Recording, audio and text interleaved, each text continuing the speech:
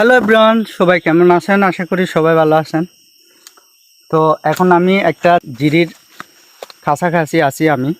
আমি আপনাদেরকে দেখাই আমাদের আদিবাসীরা মানে কোথায় থেকে পানি সংগ্রহ করে, যারা পাহাড়ে থাকে, যারা হচ্ছে মানে গ্রাম অঞ্চলে থাকে আর কি, তারা কোথায় থেকে পানি সংগ্রহ করে আমি আপনাদেরকে একটু দেখাই। এটা জিরির হচ্ছে মানে কাছাকাছি আর কি। তো এখানে একটা মগ রাখছে। যখন হচ্ছে এই মানে রাস্তা দিক দিয়ে যারা যায়, তাদের যদি কোনো পিপাসা যদি মানে প্রয়োজন হয়, সেক্ষেত্রে তারা এখান থেকে পানি সংগ্রহ করে খাইতে পারবেন।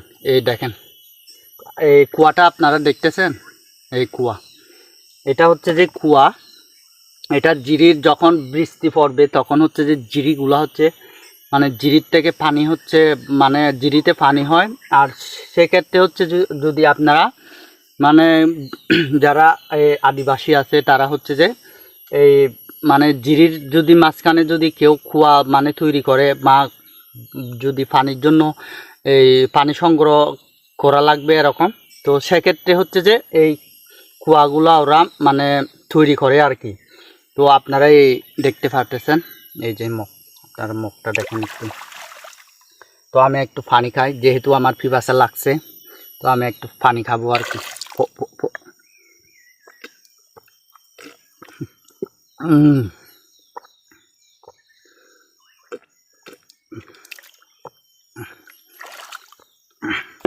তো পানি খেলাম একটু, মানে মানে হৃদয়টা একটু যেন ঠান্ডা হয়ে গেছে।